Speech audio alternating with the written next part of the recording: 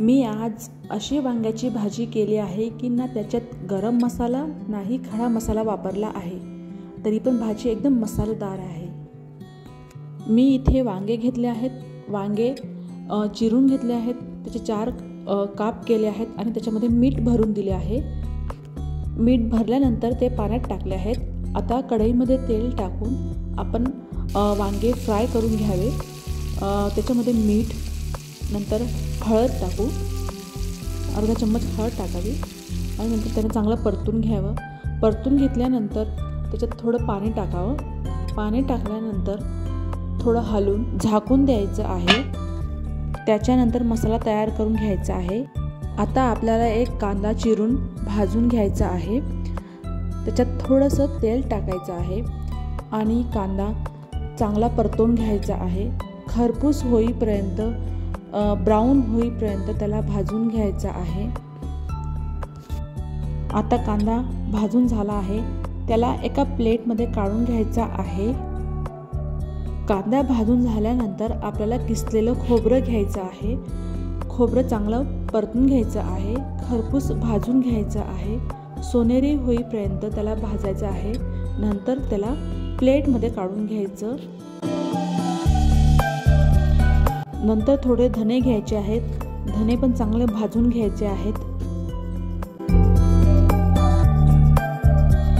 नंतर प्लेटमध्ये काढून घ्यायचे आहेत। 2 हिरव्या मिरच्या घेतल्या आहेत, ते पण भाजून घ्यायचं आहेत। मिरची जास्त तिखट असल्याने मी थोडं 2च घेतल्या आहेत। चला तर आता आपले वांगे शिजून रेडी झाले आहेत। आता आपण मसाला तयार करून घेऊ। अर्धा चम्मच जिरे घेतले आहे, ते चांगलं बारीक कुटून घ्यावं। नंतर धने टाकायचे आहेत, धने बारीक कुटून घ्यायचे आहे। मी मिक्सरचा वापर नाही केला आहे, मी मसाला कुटून घेतला आहे। जिरं आणि धन्याची पूड तयार झाली आहे। आता आपण याच्यात कांदा, भाजलेला कांदा आणि खोबरं टाकून ते सुद्धा आपण कुटून घेणार आहोत। ते कुटल्यानंतर त्याच्यात आपण हिरवी मिरची टाकणार आहोत। हिरवी मिरची टाकल्यानंतर ते पण कुटून घ्यायची। नंतर आपण लसूण टाकणार आहोत। लसूण टाकल्यानंतर त्याला चांगला बारीक कुटून घ्यायचा आहे। तुम्ही बघू शकता आपला मसाला तयार झाला आहे। आता आपण शिजलेली वांगी एका प्लेटमध्ये काढून घेऊ।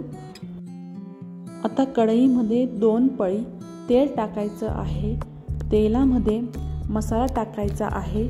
मसाला चांगला तळून घ्यायचा आहे, भाजून घ्यायचा आहे।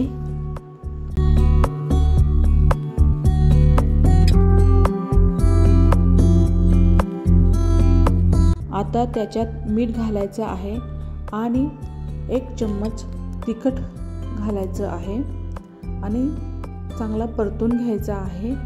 मसाला परतल्यानंतर त्याच्यात थोडंसं आपण शिजवलेलं वांग्याचं जे पाणी आहे ते थोडं थोडं करून त्याच्यात टाकायचं आहे। वांग्याचं पाणी टाकल्यानंतर त्याला परत परतून घ्या।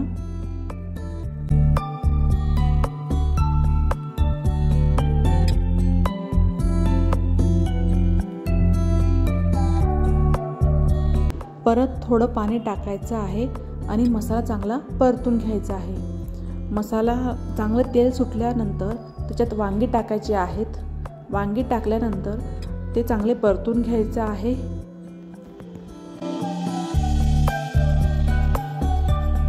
आणि आता थोडं पाणी घालायचं आहे।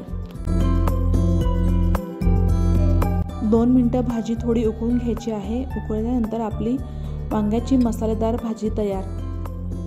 मी याच्यात गरम मसाला नाही वापरला आहे आणि नाही मी खडा मसाला टाकला आहे, तरी पण भाजी एकदम टेस्टी झाली आहे आणि मसालेदार झाली आहे। आपण ही गरमागरम मसालेदार भाजी भातासोबत किंवा पोळीसोबत सुद्धा खाऊ शकतो किंवा भाकरीसोबत सुद्धा खाऊ शकतो। जर तुम्हाला ही रेसिपी आवडली असेल तर मला कमेंट बॉक्समध्ये सांगा की रेसिपी कशी झाली आहे आणि माझ्या चॅनलला लाईक आणि सबस्क्राईब करा।